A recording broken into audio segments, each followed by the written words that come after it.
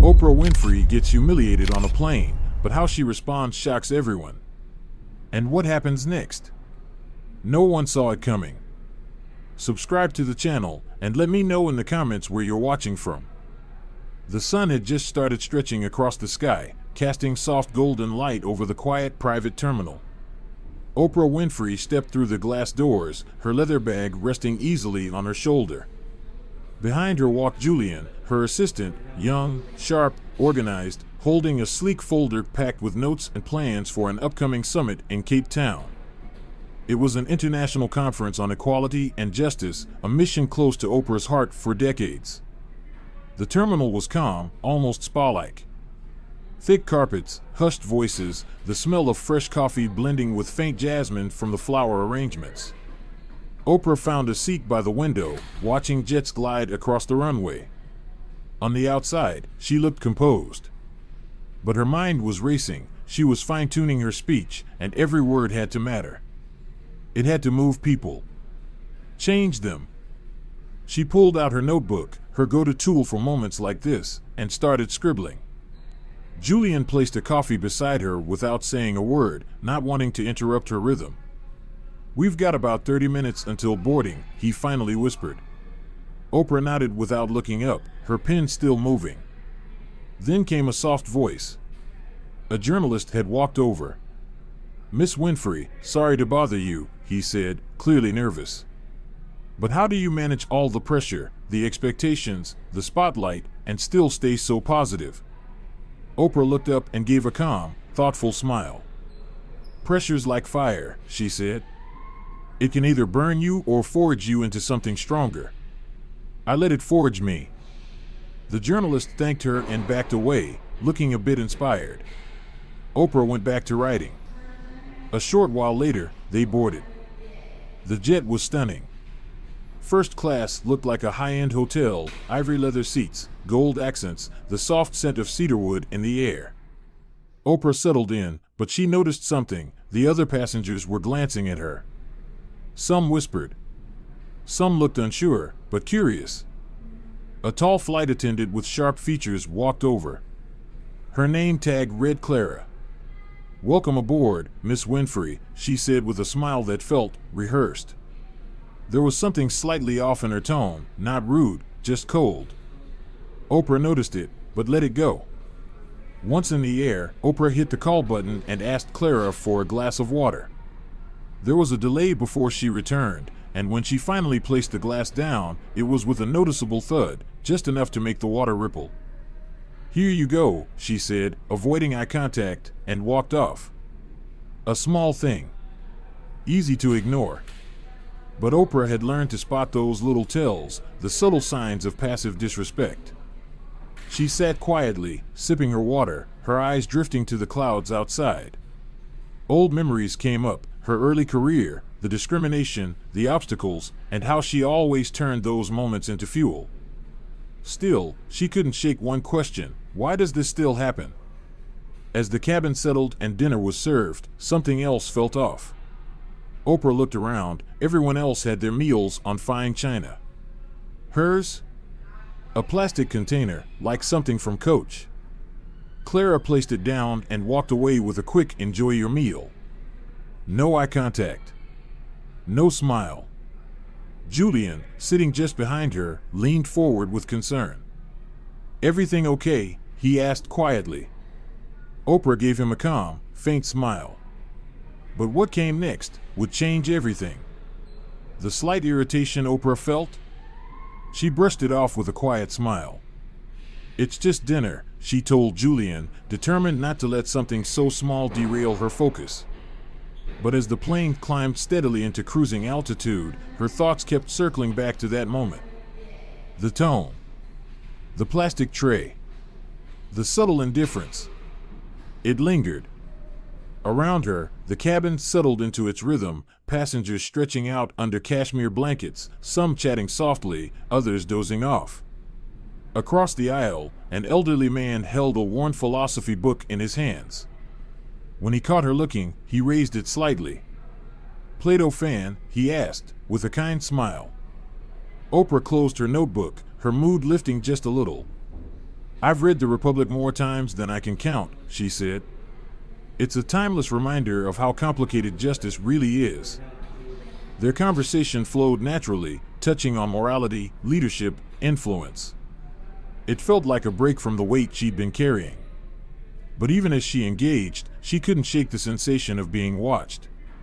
She glanced toward the galley as Clara was there, staring, her expression unreadable. Eventually, the lights dimmed. Most passengers leaned back into their seats, ready for the long stretch ahead. Oprah stayed upright, notebook still open. She wasn't writing anymore, just tapping her pen slowly, eyes unfocused, thoughts circling.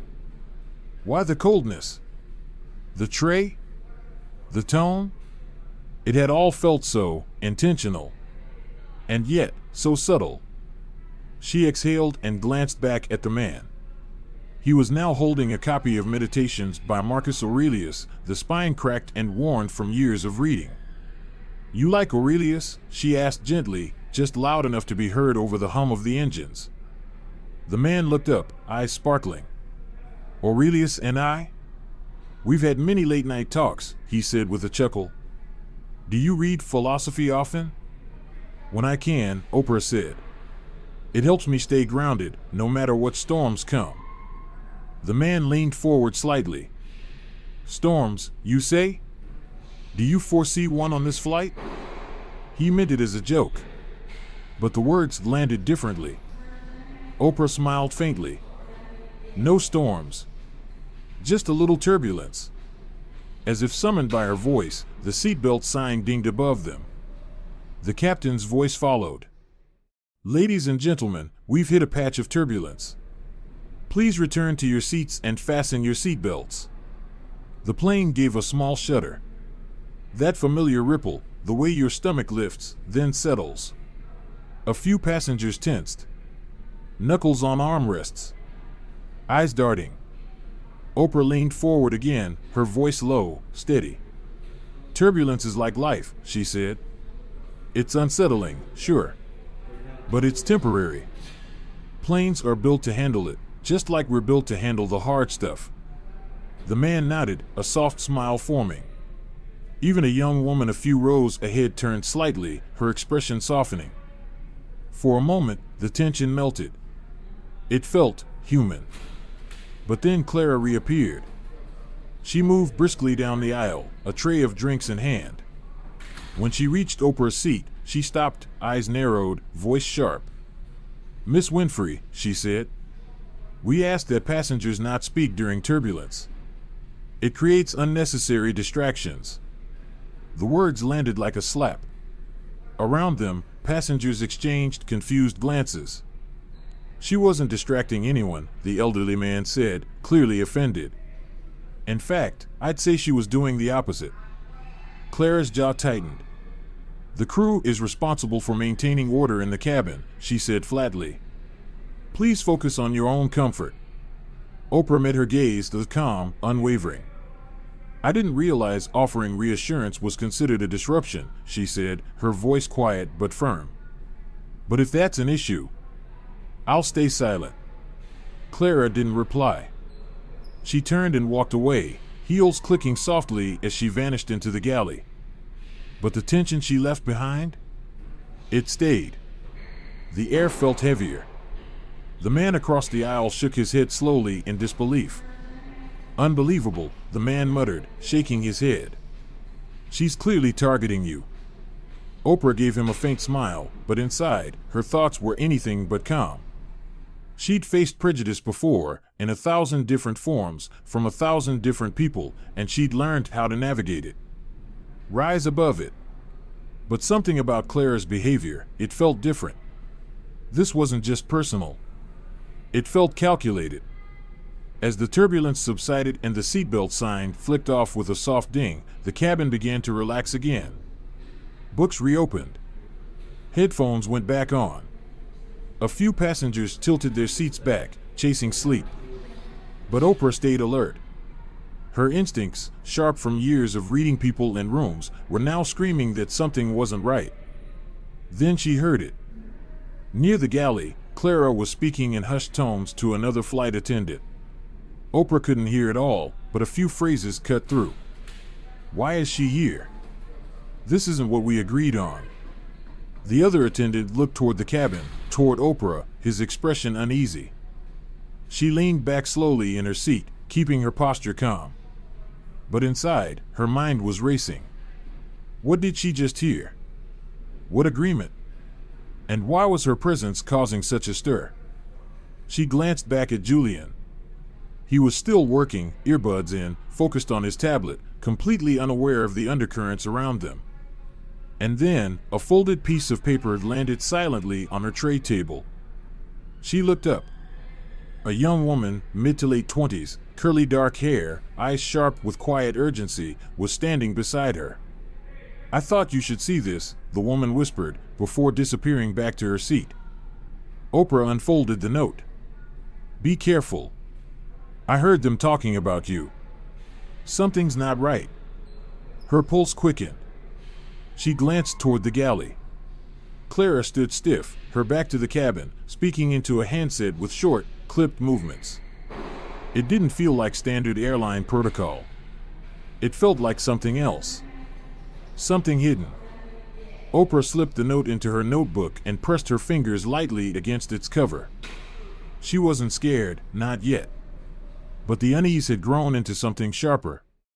If Clara thought intimidation would silence her, she didn't know Oprah Winfrey. But even as Oprah closed her eyes, trying to block out the tension, she felt it. The shift. Not in the plane, in the energy. The kind you can't explain, but you know in your gut. This flight wasn't ordinary. And this, whatever this was just beginning. The engines hummed steadily, a low reminder of the miles still ahead. Oprah sat motionless, tracing the edge of the folded note with her thumb. That single line echoed in her head. Something's not right. From the corner of her eye, she saw Clara again. Her movements had stiffened, her expression tight. No longer just cold, now controlled. Focused. Oprah adjusted her position slightly, casual but deliberate, letting herself watch without being watched. Clara was back near the galley, speaking to the same young crew member. The voices were quiet, but fragments floated through the ambient hum. "She wasn't supposed to be here," Clara hissed. "This could blow everything." The younger man glanced nervously toward first class. His eyes briefly met Oprah's, then darted away. Her breath slowed. Her mind didn't. This wasn't paranoia. This was real. Something was happening behind the curtain, something that had nothing to do with airline service and everything to do with her. As the lights dimmed into the night cycle, most of the cabin gave in to sleep. Sleep masks came down. Recliners stretched out. The hum of the plane softened into a lullaby. But Oprah didn't move. Didn't blink. Across the aisle, the elderly man gave her a reassuring nod before tucking himself in for the night. She returned the gesture, grateful for the silent show of solidarity. Then Julian approached. He crouched beside her seat, tablet in hand, his voice barely above a whisper. "You okay?" he asked. "You've been quiet since dinner." Oprah hesitated for a second, eyes flicking toward the galley. Clara was gone again. "I'm fine," she said softly. But the crease in her brow said otherwise. "Just, something feels off." Julian's face changed. The calm confidence he always carried cracked, just a little. "Do you think is this about the flight, or about you?" Julian asked, leaning in. Oprah hesitated, her eyes narrowing toward the galley. "I don't know yet," she whispered. "But keep your eyes open. If you notice anything strange, tell me immediately." Julian nodded and returned to his seat, his usual calm now clearly shaken. Oprah was left alone with her thoughts. She unfolded the note again, her fingers running over the words. The handwriting was clean, focused, like someone who didn't want their message misunderstood. She glanced toward the young woman who had passed it to her, seated just a few rows ahead, typing fast, brows furrowed. Whatever she'd overheard had pushed her to take a risk, a quiet act of courage in a cabin full of strangers. Then came the soft chime of the intercom. "Ladies and gentlemen, this is your captain speaking. We've entered a stretch of clear skies, so feel free to move about the cabin. We'll be dimming the lights now for those who wish to rest. Thank you for your cooperation." A few passengers stirred. Someone stretched. Another shifted their seat into sleep mode. Everything looked normal. But Oprah's body stayed still, her eyes sweeping the darkened cabin. Across the aisle, the older man was asleep, his book now closed on the tray. Julian was deep in his tablet. To anyone else, this was a peaceful flight. But not to her. The weight in her chest hadn't lifted, and she knew it wouldn't until she had answers. She stood. Calm. Composed. Unhurried. Making her way toward the galley, Oprah moved past the drawn curtain, just enough to see inside. Clara stood with her back turned, speaking into a handset, her voice low but edged with tension. "I told you this wasn't part of the plan," she said. "If anyone finds out, it's not just my job on the line. This could escalate." A pause. Whoever was on the other end responded. Clara's voice softened slightly, but the fear didn't leave her tone. "Fine. But if it goes south, don't expect me to take the fall." Oprah's heartbeat thudded in her ears. She backed away silently, returning to her seat before Clara noticed. Her mind was spinning. She wasn't supposed to be here. This could blow everything. Those weren't just the words of a flustered flight attendant. They were the words of someone caught in something much bigger. And somehow, Oprah was now in the center of it. As she sat back down, the young woman with the laptop turned and met her gaze again. This time, she stood and approached. "Can I sit?" she asked softly, gesturing to the empty seat beside Oprah. "Of course," Oprah replied, her curiosity sharpening. The woman glanced around nervously before speaking. "I didn't want to say anything earlier, but I couldn't stay silent. I overheard them in the galley. They were talking about you. It wasn't just gossip. It sounded serious." Oprah's voice stayed calm. "What exactly did you hear?" The woman paused, as if debating whether to say it out loud. "One of them said you were a problem. That you weren't supposed to be here. I didn't hear everything, but it sounded like they were planning something." Oprah nodded slowly. This wasn't just her imagination. The woman's warning echoed the very words she had overheard herself. "Thank you," she said gently. "You didn't have to speak up. But you did. That means more than you know." The woman offered a small, nervous smile before standing to return to her seat. "If you need anything," she whispered, "I'm right here." Oprah watched her go, a mix of gratitude and growing determination rising inside her. The puzzle pieces were falling into place, but the full picture was still hidden. She opened her notebook and began to write, capturing every detail, every phrase, every look, every shift in tone. She had learned long ago, evidence matters. Even the smallest piece of truth can unravel the most carefully constructed lie. As the hours wore on and the cabin drifted deeper into sleep, Oprah leaned back in her seat, her mind wide awake. Clara's words. The overheard whispers. The warning note. The tension that hung in the air like a storm cloud just out of reach. This wasn't just a flight to a summit. This was something else. A fight for clarity. For justice. Maybe even for her own safety. And the turbulence she'd felt earlier? That wasn't the storm. The real storm was still coming. Unaware of the subtle but undeniable shift in the atmosphere, the young woman who had slipped Oprah the warning note glanced back from her seat. Their eyes met, and in hers, Oprah saw it, silent encouragement. A quiet reminder that she wasn't imagining this. That she wasn't alone.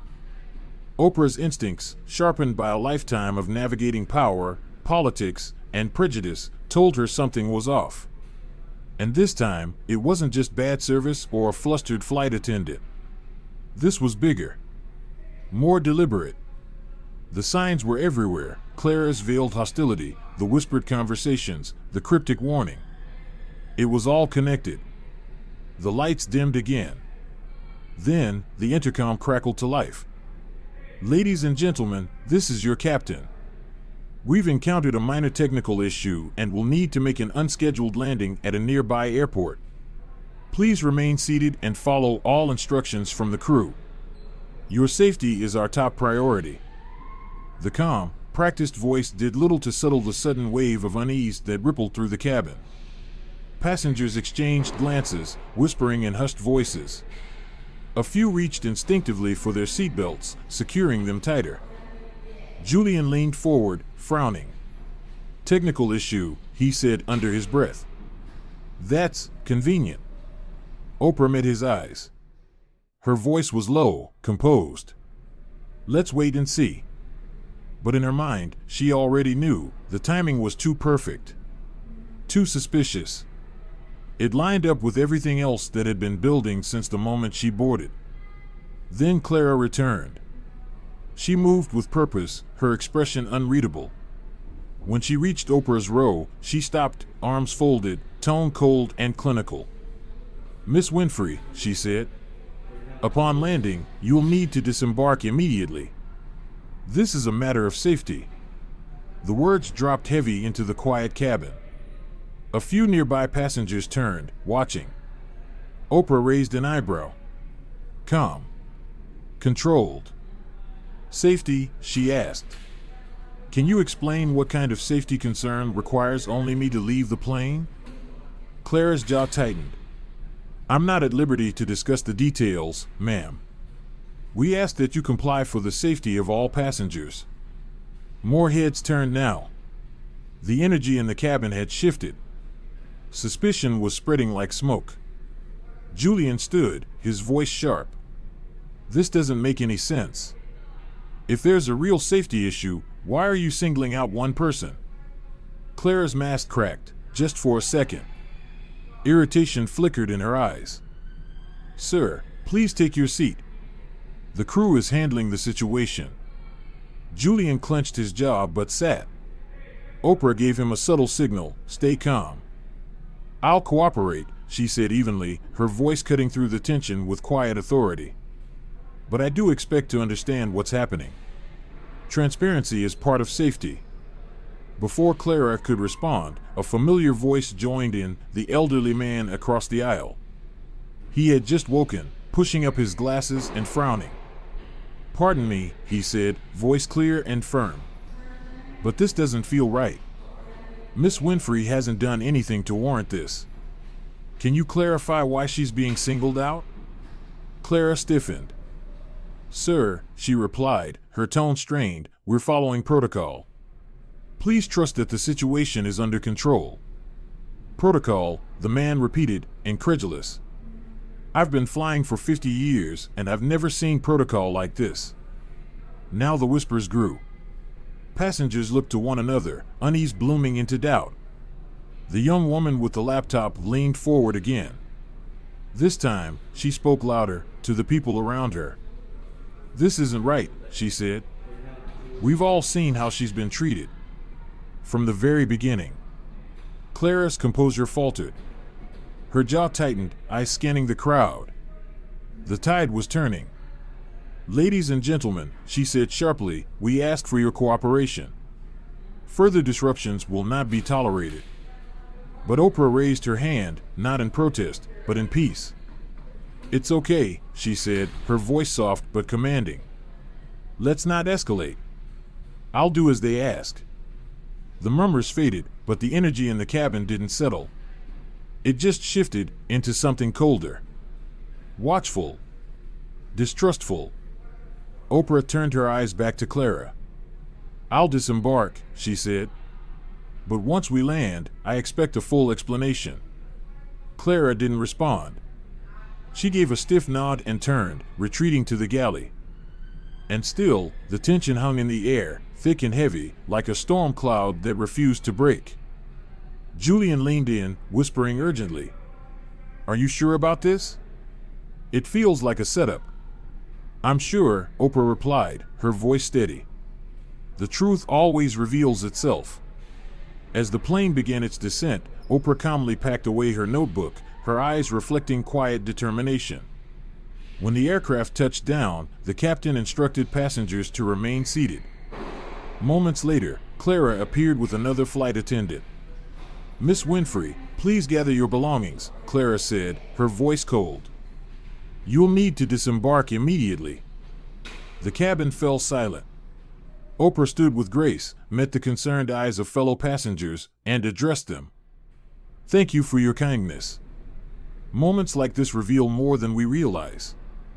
As she stepped off the plane into the cold night air, her instincts told her this was no simple emergency. Something deeper and more deliberate was unfolding. At the small, dimly lit terminal, Oprah was met by a lone airport worker who had no clear answers. Inside, cut off from communication and surrounded by uncertainty, she was soon joined by Lila, the young woman who had passed her the warning note. "I couldn't just sit there," Lila said. "I asked to leave the plane too." Together, they reviewed video footage Lila had recorded. It captured the tension, the mistreatment, and Clara's pointed behavior. Soon, Julian joined them, frustrated and alarmed. He had pressed the crew for answers and received only silence. Then Lila revealed, "I uploaded the video. I blurred your face. But it's already going viral." By morning, hashtag Justice for Oprah and hashtag Stand Up to Discrimination were trending worldwide. The public demanded answers. The airline issued a vague apology, placing Clara on leave and promising an internal review, but for Oprah, that wasn't enough. She and her team launched a formal complaint and a global movement, Flight Without Limits, calling for real reforms across the airline industry, anti-bias training, independent oversight, and passenger protections. At a press conference, Oprah spoke not just for herself, but for millions. This isn't about one flight. It's about a system that fails to protect dignity, and that has to change. Her speech ignited headlines. Witnesses came forward. Activists joined the cause. The airline eventually announced sweeping policy changes, but Oprah knew that real change required more than words. She continued the fight, partnering with human rights groups and speaking at global summits. What began as a humiliating moment became a turning point, not just for her, but for an entire industry. From her balcony weeks later, Oprah looked out over the city lights and whispered, "This is just the beginning. The sky has no limits."